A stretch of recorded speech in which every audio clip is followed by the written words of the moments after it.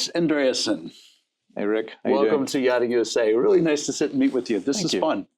Yeah, unexpected, but hopefully fun. Well, sometimes the best things are unexpected, right? Exactly. All of a sudden, you know, this all has started from a conversation we had yesterday at the Super Yacht Forum, and I thought we need to talk about this. Yeah. So, but then you look back at the whole thing, and it's like, wow, you know, we all have a history coming here, and we're here in Amsterdam at the Super Yacht Forum, and we're all here for our own reasons. Now, you're with Edmiston. Yep, Edmiston Yacht Management, right? Based in Monaco. Yep. And with an office in London as well. Yes, exactly. Very familiar with you guys. In fact, I remember many years of going to the Monaco Yacht Show and seeing the red logo on all the courtesy cars driving around town going, man, now there you go. There's a VIP treatment for you. Yeah, it's the red team. It's the red team, yeah. And I'm not sure if you were aware, but I was working for 2 years with Frank Jensen. I started the JMS USA program quite successfully. Left that a year ago, and here we are talking to the whole world about the wonderful world of yachting. Yeah. So before we dive into kind of what we touched on yesterday, give me and everybody listening just a quick synopsis of your career. What's brought you here? You've been in it for a while. Oh yeah, I've been in yachting for quite some time. I'm nearly 60 years old, and I joined the Navy when I was 16. Navy at 16? Yeah, I was a junior seaman, second class. I don't think you can get much lower until you become a midshipman, and then that's probably even lower. Graduated Naval Academy, and then I did just over 10 years in the Navy. You did the Academy program too, then? Yeah. What kind of vessels were you serving on? Mine hunters, patrol boats, a couple of frigates. All right. Generally smaller stuff. My oldest son did 5 years in the U.S. Navy as submariner. Oh, goodness. Yeah, okay. They ask you, so have you ever considered submarines? And you go, yeah. And they go, oh, great. And no, I consider submarines, and that's about the end of it. He really enjoyed his time on those boats. It takes a special breed, I think. Many of my chief engineers as an operational captain have been submariners, and quite frankly, they're the best ones that you can get because they know systems. On a submarine, part of getting your dolphins in the Royal Navy is tracing systems and learning what every single pipe and valve does. And these guys, they know it inside out. So for a yacht, they're perfect because it's only a small engineering team.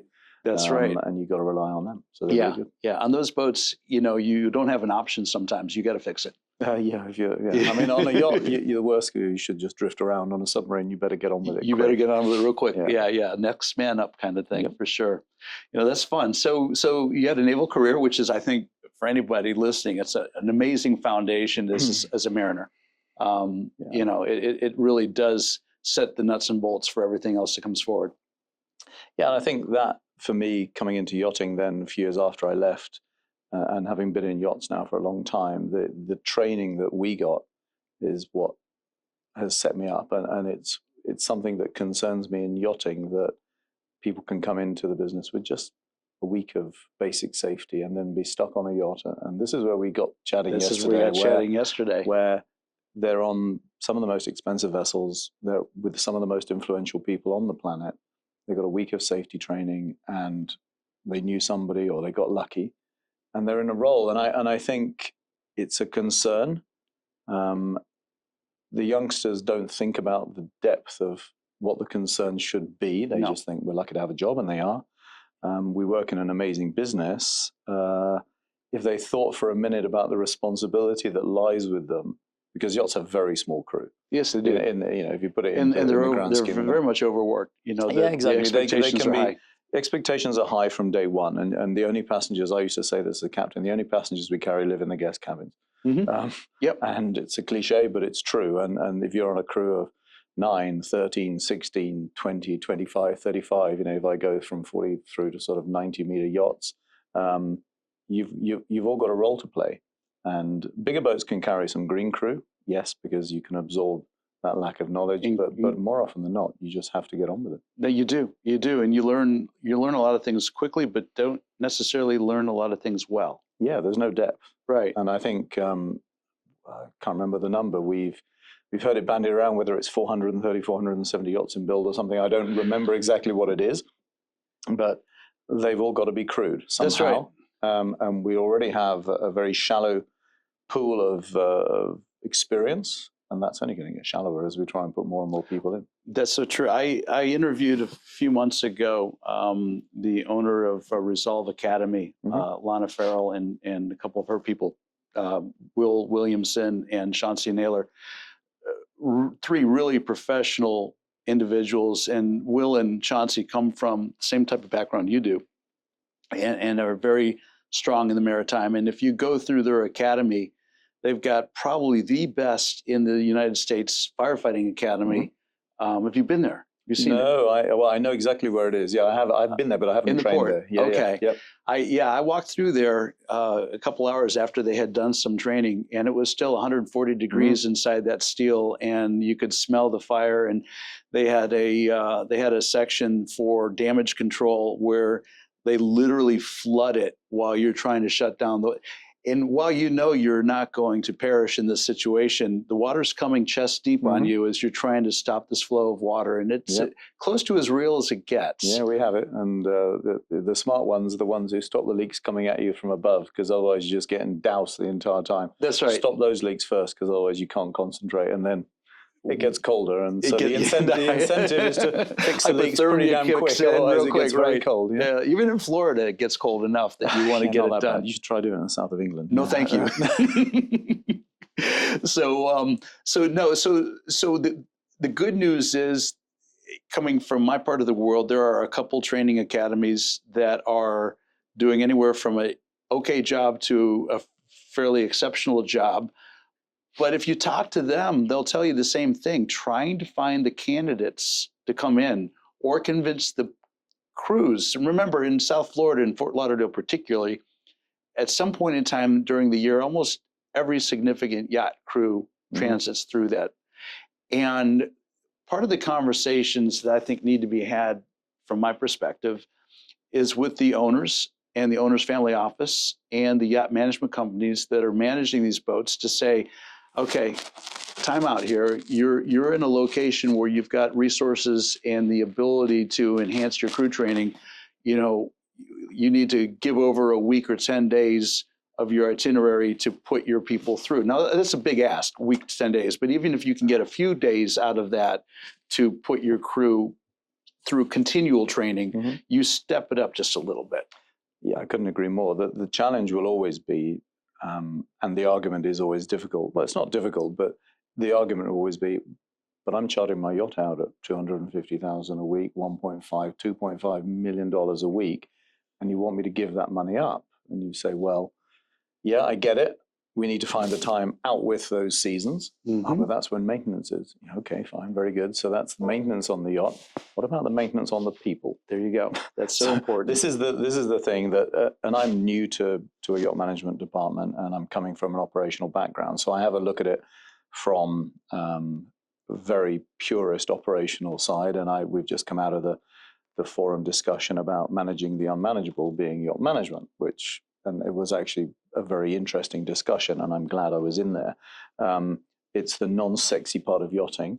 The brokers have their role. They have their clients. They're very protective of their clients in all ways, as they should be. It's confidential, and it's taken them years to develop a relationship. That's right. They hand it over to us, and we are perhaps seen as the enemy a little bit, because we make reality happen, but in order to make reality happen, we have to sometimes amend the dream that was sold in the first place. That can be financial, it can be time, it can be, yes, you're not going to keep these people forever. Some owners love their crew like family, some owners really just treat them as staff, they don't really care, that's fine. Right. You know, it's horses for courses. So many moving parts within what I do, or my team and I, I mean, there's lots of yacht management companies out there, and thankfully, most of them, I would suggest, are friends, right, the leaders in those companies. So we can swap the good bits and we can discuss the bad bits, and hopefully we'll all get better, because there's plenty of business and we've all got a common aim. And the common aim is safety and looking after the people. Should be. The collaboration's important. I've always been a huge advocate in this industry that collaboration is what progresses us and makes us better. And then when you look at these conversations and you understand the human factor that comes into play here. Look at aviation, for instance. And in aviation, it's legislated. It's established that X number of hours you go back into the simulator, you go back into training. You don't go year after year after year without updating your training, and that's just part of the mandate. We have the MLC. We've got MCA's involved. You've got class and flag.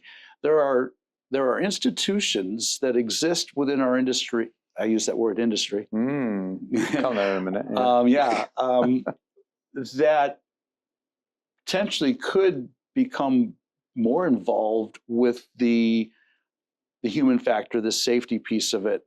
I think it's certainly a conversation that needs to be promoted way more than it is right now. Yeah, I think let's go back to training and the depth of a pool of talent and look at who trains people on yachts. Well, we have very good training providers ashore, but as you said, you only go back every 5 years to do some safety and not much else. And then you end up with the training on board. And the training on board is invariably carried out by the senior crew, but who's training them?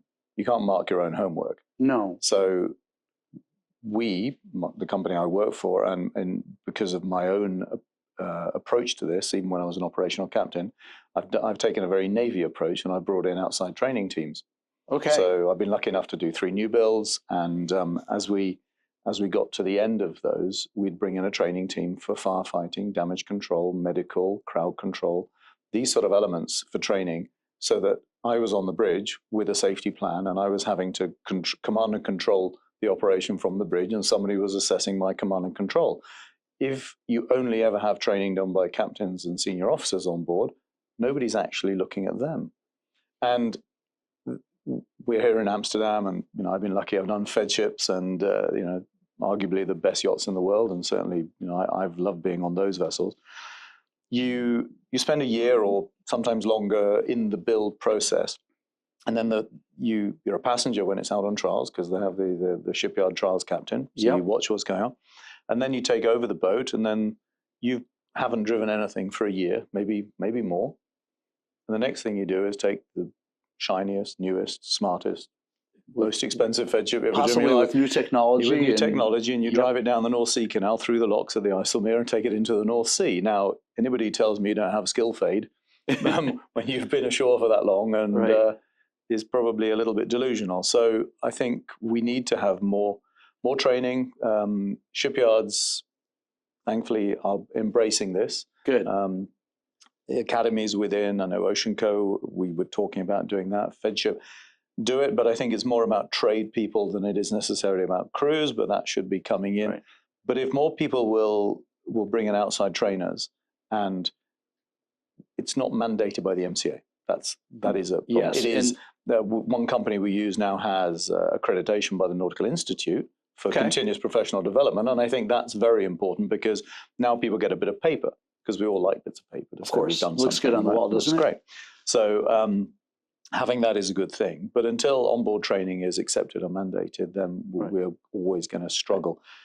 You won't struggle with me, because I've done it as an operator, so now as a manager, I'm putting that money into the budget. Yeah, but Chris, I dare say you're more the exception than the rule in the industry. Well, maybe I am, but I mean, fortunately, there's some really good people doing this business, and I mean, I could mention AJ as an example, who's a friend of mine. He was a captain 1 build ahead of me at Fedship, so he's an operator who's now turned his business into an exceptional success Probably story. One of the best in the business. Yeah, absolutely. So he's great, and I can't model my business on him, because he does management and I work for a brokerage house, and we have a management arm. But I've respected him and looked at him, of how to do it. And I said to him only yesterday, I said, well, if you're an operator and you turned into a success, maybe I can too. And there are others as well, but not many companies have people with recent operation experience. No, lots of them do. And I've always been a bit of a purist when it came to training, because I've been on a crew of 500 on a destroyer. That's right. And then I've been on a crew of 9 on a yacht. Yeah. And on 500, we knew there were departments to deal with everything that could possibly go wrong. On 9, you better have a plan in place because you haven't got much backup. No, there's no backup actually. Yeah, you know, everybody should be cross-trained to do everybody else's job, no question. Exactly. You're familiar with the term deviation of normalcy, I assume. Mm. That's something that when I have these conversations with people, oftentimes I get this blank look like, what are you talking about? Yeah. And, you know, that's what happens when you go for a period of time, whether you're in the yard in a build period and you're not actually hands-on operating the vessel, or you've gone 2 years or more between training sessions just doing the same thing. In fact, it's more, I think there's more peril associated with deviation of normalcy when you are continuously operating, because that's when you kind of push the envelope a little bit. I remember seeing a video that came out, I think it was on LinkedIn 6 months ago or so. And here's a large yacht, probably 60 plus meters, with an Intrepid tender coming up underneath the anchor pocket. And there's a bosun or a first sitting on the bow of the Intrepid with a 5-pound maul swinging at this anchor, trying to break her loose. And I'm thinking, what could possibly go wrong here? You know, and yet this is the type of thing that happens all the time. And why do you think the captain let that happen? Probably has done it before. No, but yeah, and nothing bad went happened. wrong. Nothing went and wrong. And he did it this time and nothing bad happened. Look, you know? People think they're immortal. And yet the weakest link on anything we do is the pink squidgy thing, and the pink squidgy thing is us. All right? And we're not immortal, and accidents happen. And you know, I've been at sea where I've seen enough and experienced enough accidents and emergencies and fires and bits and pieces to know that it isn't all utopian Instagram. No. Look at us in the sunshine. No, it's far from it. I was fortunate in starting my maritime career. I went to FIT in Jensen Beach, Florida, and I got a degree in underwater technology. And I spent 4.5, almost 5 years working offshore as a commercial diver. So I was on lay barges, sometimes for 12, 15 weeks at a time, running pipelines and doing saturation diving and bell bounce diving and all of that. And I was 20 years old and I was immortal. But the training that we went through to step on board those vessels and to get into those systems was extensive, and the layers of safety were spectacular. And while, I saw some horrible things occasionally, that was fortunately more the exception than the rule. I would dare say in some cases, some of the yachting practices I've observed in the last almost 4 decades of my career rival or exceed some of the things I saw in the commercial offshore industry. Yeah. In yachting, everything's about fun, and it's about operating somebody's toy. You've come from commercial diving. We talked about aviation. Nobody cuts corners in aviation. Better not. Things fall out of the sky. Yeah. You always say on helicopters, there's a toolbox and everything's got a place. And if there's a piece missing at the end, well, guess what? That aircraft's not flying. So, until you found that piece. Right. Now, in yachting, people are always pressured to cut corners, and the foolhardy will cut corners. I tried not to cut corners, but did I always do everything 100% by the book as an operational captain? No, I'm not going to lie. I'm not some superhero it's almost angel. impossible to. God, no. Yeah. But when I look at some of the things I did, and I can picture 1 or 2 in my head right now, I think, my God, I got away with that. Thank God I did. Flybys in tenders. Right. Great fun. Just yeehaw, look at us go. Yeah. You see so many videos, marketing videos of flybys by tenders, right? And it looks great fun, and it is. But if it goes wrong, it's going to go wrong in a hurry. Right. And there's enough bad press about yachting at the moment with natural disasters and all sorts of extra hazards that get thrown in. Lithium batteries being an absolute classic at the moment. Accidents will happen regardless. We don't need to be making them happen through sort of stupidity and foolhardiness. And that I'm not trying to be the fun police, because yachting can be an amazing career and it can be great fun, and it should be fun because that's why owners have yachts, right? That's right. It's either privacy, total isolated business, or pure fun. There's sort of, it used to be more of a status thing. That would be some elements of people as well, but I think there's less of that nowadays. Much less of that, I think. Much less of that nowadays. I think it is privacy, the ability to take your family places that other people cannot go because you've been successful, so why not? Right. That sort of stuff. So it needs to be fun, but it has to be regulated, and the people who are the regulators are the crew. So the guests should be having fun. The crew should be enjoying themselves. But I argue that there's a limit between having fun and enjoying yourself, because having fun can sometimes be a little bit too much. Well, and that's part of it, because again, you've got 19, 20, 24-year-old kids really that are, some are for the very first time on their own, and in a real job, given huge responsibilities they probably had no idea they were signing up for when they did. You know, and then the conversation turns around to the well-being of the crew, the mental health of the crew, all of this. Something that I have been bringing up lately, and it's an interesting feedback loop that's coming back to me on this, is I've set mine aside over there, but the cell phone. I've talked to so many captains who are struggling with a balance. Some now have gotten to a policy where they basically have all the cell phones go into a basket before the crew goes on deck. But I dare say even in the crew mess, the cell phone's a problem, because you're not disconnecting from the world. You're bringing in all the drama of your friends and family and associates. You're wanting to be plugged into that. So whether you're on deck and hiding around a corner someplace to throw out a couple texts or to watch a little video or to make a quick phone call, or whether you're sitting in the crew mess listening to your girlfriend explain to you why she's breaking up with you now, and you know, all of that comes into play here, and you're trying to put together a healthy family that's going to work cohesively together. And I see that communication technology being a significant driving force into issues we have with crew right now. Yeah, I think there are issues and there are benefits. So, you know, once upon a time, you used to be able to sail across the Atlantic and nobody bother you for 2 weeks. That's right. It was amazing. On the flip side, you couldn't really check the weather that often, so sometimes you get caught out. So I wouldn't turn the clock back to those days. Nowadays, you know, Starlink being an absolute game changer, you know, highest internet speed, better than home sometimes, you know, and you can have a phone call mid-Atlantic. Fantastic.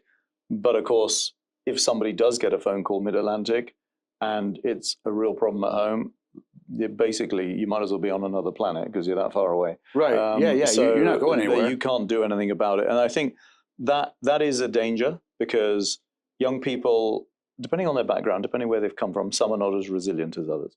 That's a fact. That is a total fact. So if you've got resilient ones, great. If you've got some who are less resilient, who are perhaps a little bit on the edge anyway, and something happens in the middle of an ocean, you can have a problem. You've got to be super careful with your people. So I think having the communication we do now is amazing. The downside is that everything can be sensationalized. Accidents, emergencies, natural disasters, I don't need to mention them. You know, they've been all over this. People are sharing stuff within 30 seconds. Right. As long as it takes the video, it's downloaded, it's on 5G or it's through satellite or whatever it is, and it's gone. It's out. And it's absolutely gone wild everywhere. And people will comment. Now, there are just the stupid comments, fine, because people are trying to be funny. And then there are the opinionated comments, and they can be dangerous because nobody knows what's happened. Right. And then there are the caring comments, which are the ones that actually we should probably be more of, because until we know what's happened in a scenario, frankly, why do people have opinions? Right. You know, speculation is rife. Speculation is horrible.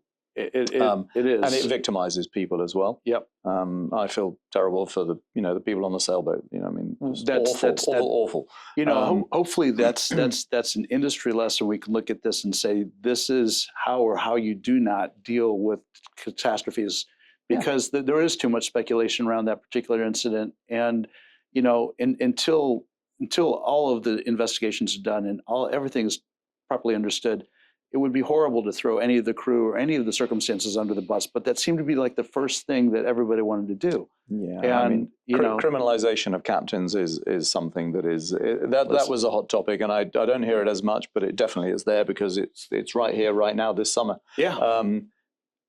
People don't like heroes; they prefer villains. I think that is a sad case. Good news doesn't always make the news. Bad news definitely makes the news. If it bleeds, it leads.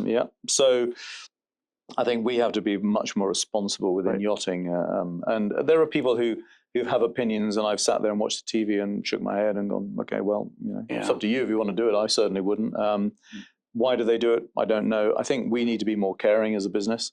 Absolutely. Because the people on that particular instance, people's lives were changed or ended that day. Yeah, in fact. yeah. So we need to look after people. Nobody on that boat will be ever the same. No, no matter what your role was in the circumstances that day. It was horrible. It's awful. So I think, that's just one of many things. I think if we looked at what incidents happen on yachting and we could take a snapshot of them and learn from them, we'd do a lot better. I'm going to do a selfless plug for a charity that I'm involved with. Please do. Okay. In fact, let me preface that by saying one of the things that I really enjoy talking about on my show is the concept of doing well for others. And I'm a big advocate for people who are in a position where they can support charities and organizations that are out there to help lift up other people to do so. So I'd love to hear about what you do. Well, there's two things. So CHIRP, Confidential Human Influence Accident Reporting Program. Touching on that just before we walked up here, yes. CHIRP, I'm a part of the Maritime Advisory Board. There's quite a few of us here at the forum this week, which is great to see. And last year I actually sat on a panel to talk about it, headed up by a guy called Paul Shepherd. He's the yacht side. I know Paul. Adam Parnell is the boss. It's been in commercial shipping and aviation for a long time. We now have a super yacht side. So brilliant. If people see something silly or are aware of something that's got a human factor, they can report it confidentially. We as the advisory board quarterly get all the reports that come in. We review them. We give a professional opinion. We have pursers, captains, chief engineers, and all sorts on that board. And then we come out with a digest. Right. And hopefully by promoting that, people will read it and go, Christ, I did that. Or, oh my God, I saw that somewhere else. Maybe we shouldn't do that. So it's making people aware confidentially. No axe to grind, no judgment. Right, no fault finding. Exactly that, and we're making it aware of that. So I think that is absolutely a critical part of yachting, because it is confidential and anybody can report it. The other charity that I'm involved, I'm a trustee of an organization called Sail to Help. It's run by a friend of mine, Captain Tim Davies. He's lost his brother and his eldest son to suicide. Now, with a lot of young people suffering from their mental health, and I'll come to why I think some of that in a minute, but Tim set up this charity to help young people affected or families affected by suicide. And I can see you, Baran, because I know a little bit of what's going on. He's here at the forum and at METS at the moment, and he's got the sailing charity. So I'm a part of that. I'm a trustee. So Chris, you may or may not be aware, I don't assume everybody is, that I lost my middle son to suicide this past August. Just recently, didn't you? Yes. I know. And I didn't want to mention it because I remember reading it and I thought, well, you know what, I'm going to mention this anyhow. Thank you. No, because I coming away from that is as devastating as that experience is. And I would tell you that I've been through a lot in my career and in my life, and there's absolutely nothing that touches the devastation and the impact I've felt from the suicide of my son. But I've determined that I'm going to come out of this with the mindset of bringing awareness of the fragility that young people have. I have my own opinions as to why he did what he did. And it has a lot to do with disconnecting from society, being addicted to virtual reality, video games, that type of thing, and being disconnected from human beings because he's existing in a virtual world. Then you get adulting pressures that come in, things he was ill prepared to deal with. And so anytime I have the opportunity to help someone advocate, then I'm your best support network. Well, I'm going to do an intro to you after this podcast because Tim's here, so you do sadly have something very much in common, and I think we'll talk about that. But you mentioned the word fragility, yes, and I think let's talk leadership in yachting. Please. And I did a webinar for a crew agency last week, and it was about this and about how I've got to where I am, and I'm very lucky to be in a position now where I lead a management division of a very well-regarded brokerage house. So I have a bit of a platform, and I use that platform. It's not soapbox, all right? I think that's a very, very clear differentiation. Absolutely. So I can talk about having come from an organization that prides itself on leadership training into an organization an industry or not an industry, a business that we're in of yachting, where we need to do more, because the fragility of the younger people is something that we're not addressing as the elders in the business. And we're relying on that generation of fragile people becoming leaders in their own right. So if you then have fragile people being led by fragile leaders, it's a recipe for disaster. It is, absolutely. And I have to ask the question, because I've had people ask me this and I've got my own opinions, but you and I grew up in pretty much close to the same time period. I wouldn't describe us as being very fragile people, you know, in our late teens, early 20s. What's changed? I think communication's changed, and as we said before, there's a good thing and a bad thing. Yeah. People used to have opinions. You go down the pub, you talk your opinion, everyone say how great you were, and then you go home and nobody do anything about it. Right. Nowadays, you can have an opinion and 10 million people will listen to it, or 40 to 60,000 as we are, perhaps with this podcast. That's right. Hey, I'm allowed to say it because you said you did it. Opinions are like arseholes. We've all got them. We right? all got them, so, absolutely. I try not to be opinionated, but I have experience on which to base my opinions. Right. And I think perhaps that helps. I try and mentor people because I know how many mistakes I've made on the way up. Yep. And people are going to make their own mistakes, as they should, but hopefully there'll be mistakes that they can recover from. So yeah, it's been. I have a little post-it on my monitor that says "Failure is the first step towards success," and you know, I agree. People should be allowed to fail.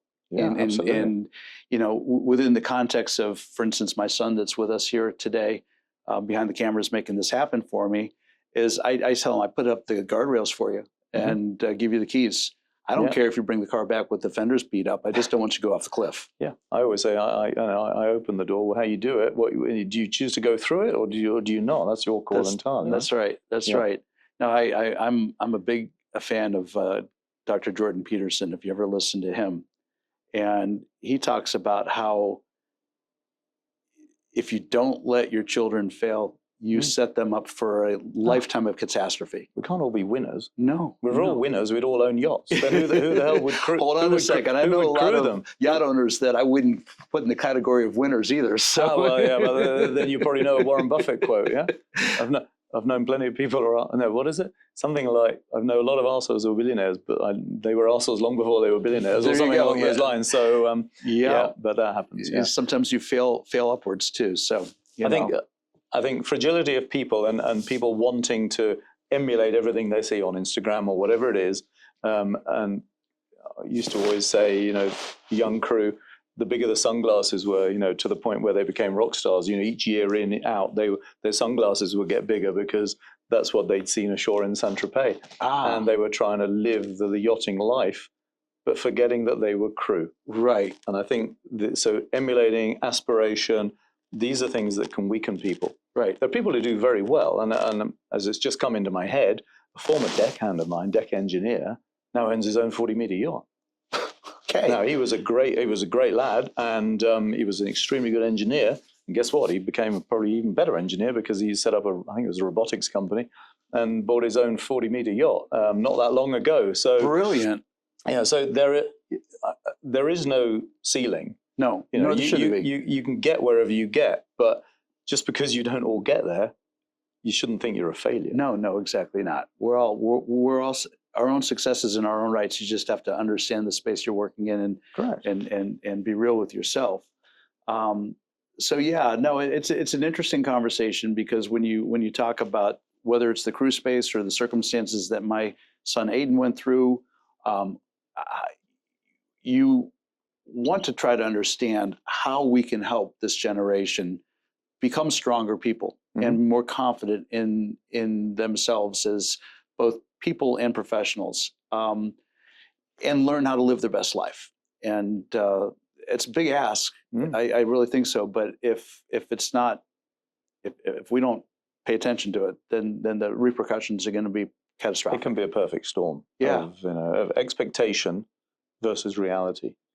And if everybody expects to be the captain or the purser or the chief engineer or the owner, then reality is going to bite in a hurry. So we can't manage that. Let's face it, you and I, we're never going to change that. But what we can do is perhaps help people to manage their expectations and train them to the level that they need to be. One of my best friends and business partners, Captain Herb Magny, has a saying that I love. He's like, not everybody can be the astronaut. No. You know, but you can get them to the moon. Yeah, you know, that's true. So it takes a team, and sometimes it's just good enough to know that you're on this winning team and that you're part of something bigger than yourself. Yeah, I think if you get to work on a super yacht, you've done pretty well. You get to come out at the top end of it, you're very lucky. I mean, you've done very well. You're very lucky. Right. You get lucky breaks. I'm not going to pretend for an instant that I didn't get lucky breaks to get where I am. And God, had some amazing people who helped me on the pathway. I took a few chances myself, grabbed an opportunity that came up, but without the people, right? No chance. There's a lot of people who work very hard and don't get anywhere. They just don't get a lucky break. No, and that's unfortunate. Yeah, but that's real. I mean, that's the world we live in. As well. Exactly. Right. Yeah. So let me ask you this, Chris. When we talking about what we're talking about and trying to bring the space in a better place for crew, for owners, for the whole industry again, the role of the yacht management company, is it understated? Is it overstated? What's that look like? It's a very complex thing. Having listened to the panel just now, and I'm sat at the back nodding my head, thinking I've been in yacht management for 9 months now. And I didn't pretend for an instant I knew what yacht management really was when I joined, and I'm not going to pretend for an instant that I got all the answers 9 months in. Right. Listening to some of the panel, there was 5 years. I'm thinking, goodness, I'll be retired in 5 years. But I think we shouldn't be the enemy. I think that's key. I as an operational captain, I didn't really request much of the manager. I didn't want to be managed. Sure. And I'm trying to put that across in our company, that we don't, to manage is to be perhaps overbearing if you're not correct, if you don't do it properly. Right. To be supportive is a whole different game. And there are people who get to their role who quite do need some managing.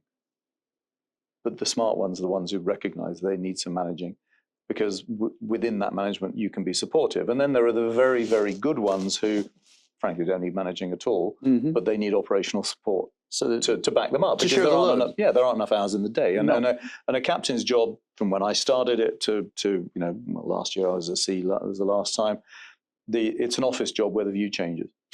I mean, that's how I always describe a captain's job nowadays. And occasionally you get to put your hands on the sticks and have the fun bit, which is parking. Right, but that's a small... but it's a tiny element. Tiny piece of running the boat. It's the tiniest bit. And in some ways it's the easiest bit, because if the wind's too strong, you don't do it. And if the wind's quite strong, you just got to be a bit smart. And technology being what it is now, you have some amazing tools to allow you to dock the vessel, and make you look like a hero. Yeah, well, yeah, exactly. You're only ever as good as the guy calling on or the girl calling on the stern, right? And I've always said that, because it doesn't matter how good I think I am up on the sticks. If somebody calls the distance wrong at the back end, you're still going to hit the dock. Well, so you fundamentally know there's some clown up on the dock with a camera that's going to go on YouTube here in a couple hours once you've done it. So yeah.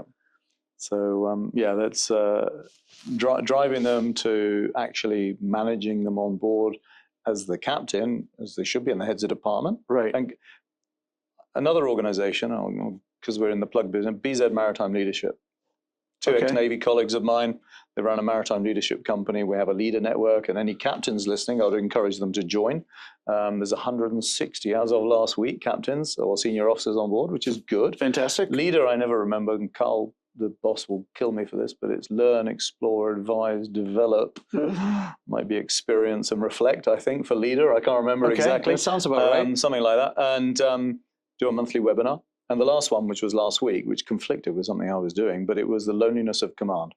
And I think that it was an expression that used to be used in the Navy. Because that's where I've heard it from. Naval captains are not members of the officers' mess, the wardroom, as we call it.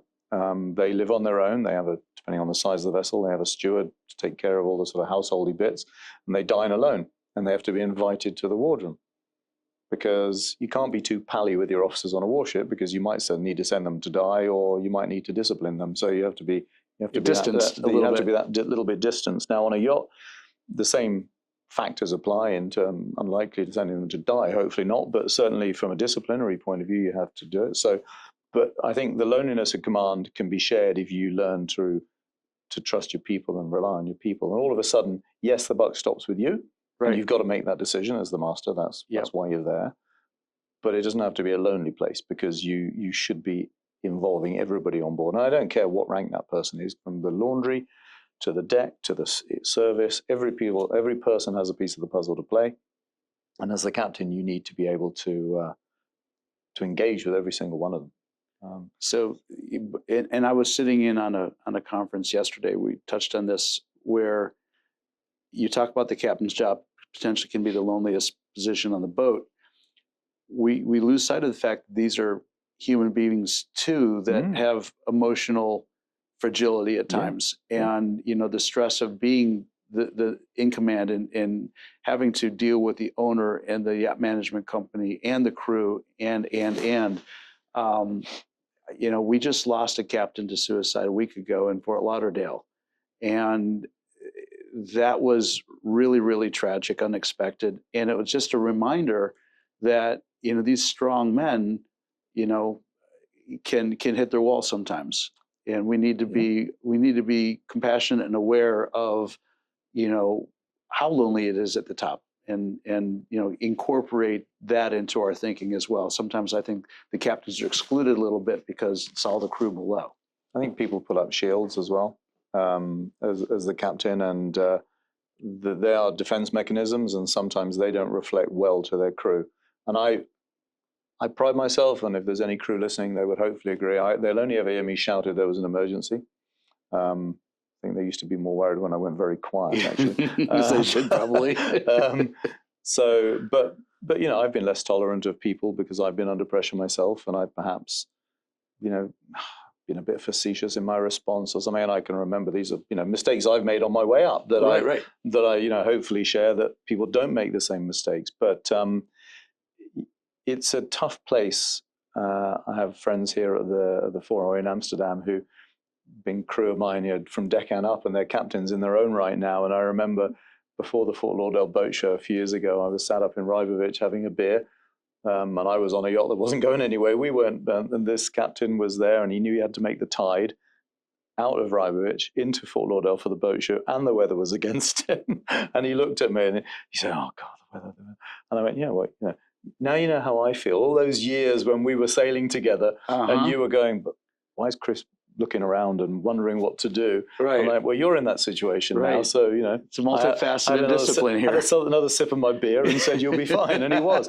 And he progressed in his learning curve just a little bit more. Yeah, exactly. And I think if young crew look at the captain not as, "Oh God, that's the person who has half the year off and earns a fortune," but if that person earned his or her stripes, because I've had some really good female officers, and I'm a great advocate for that. My mother was chairman of the British Women Racing Drivers Club a long time ago, so I grew up with very, very powerful, influential women, and even though I'm of my age, I've learned that from very young, so I don't care, the male or female, get on with it. No, right.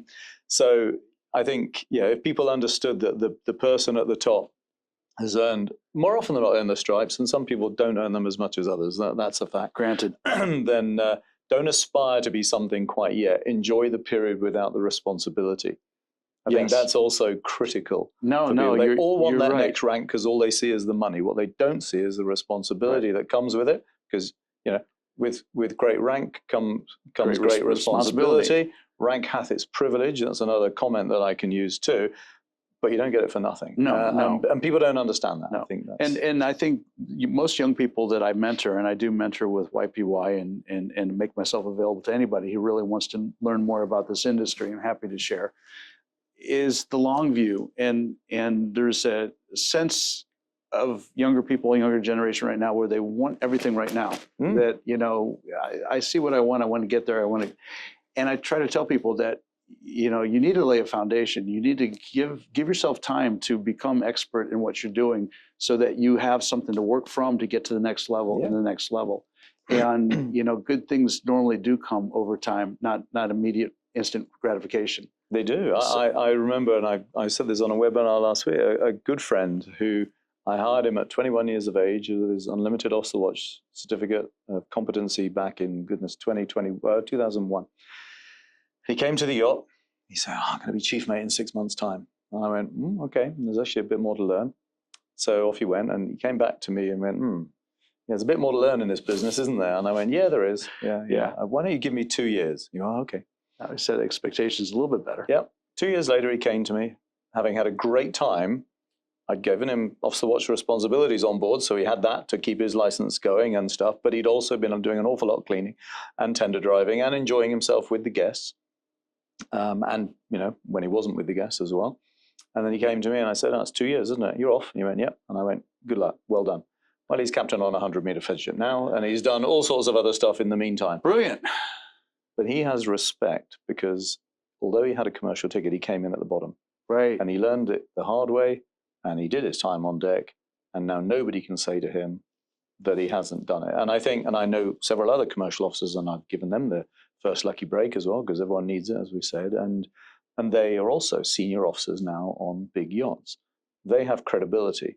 So I think, we talked about training, and I'm perhaps going around the circles a little bit here, but that's okay. But I think, we're in a business where there isn't enough training for yacht crew coming in, and we have some extremely well-trained mariners coming in who've done cadetships, deck or engine. And they all want to come in at the top. And I think at a certain age range, fair enough, you've probably done your time, and it's difficult to get a deckhand's job at 40, that's a fact. But I think more and more young officers who come in from cruise ships or that sort of, smaller cargo vessels, perhaps, it doesn't suit everybody. Come in, do your time. Do a bit of time on deck. That's right. Yeah, be a bit humble. It'll pay off. Yeah, 5-10 years down the track, that will reap dividends that you don't even think about. At the moment. No, because you're coming into new space, and the yachting industry is a unique, special place. Yeah. You don't find it replicated anywhere else. No, it isn't. I mean, now is it an industry? We pull people in, we turn them into something, we spit them out at the end. That's what industry does, isn't it? You take raw material and you turn it into a product, and and monetize you turn it out and you monetize it. Are we, crew? We've heard this morning. Another group, crew, a valuable commodity, probably the most valuable commodity because they're replaceable in terms of for that family, that group. The vessels are insured.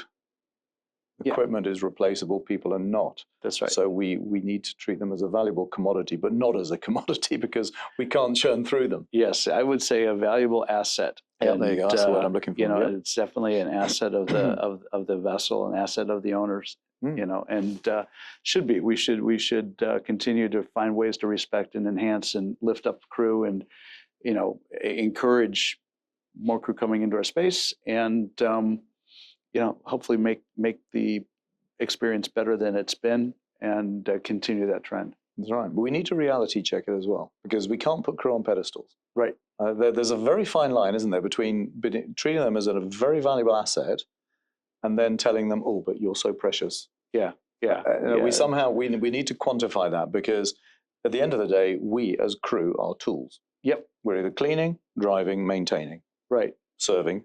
There are other adjectives I can use. But we are tools. Yes. Because the yacht's no good without the tool being the people. So that's right. We mustn't idolize crew, but we must respect them and treat them well. Totally. Absolutely agree. And hopefully those that are listening can take some of this to heart and start thinking about how we work as an industry to do this. It's a constant conversation. I think it should always be a constant conversation, because there's always just a little bit better we can do. New ideas come to the table.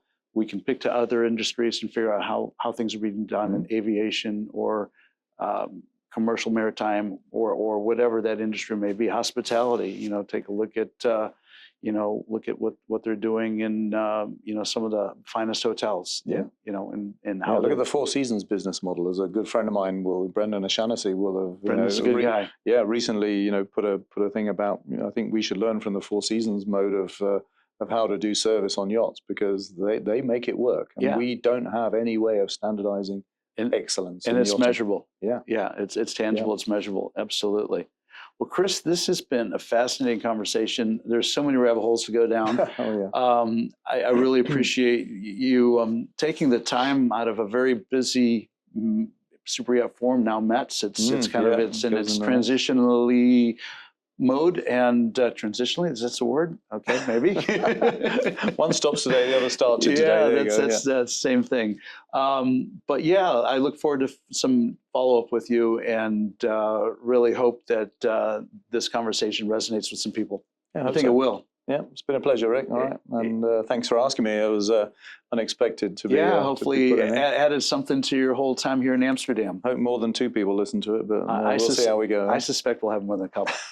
Fantastic. Chris, pleasure. My pleasure. Thanks for joining us. And until the next time, I'm out of here.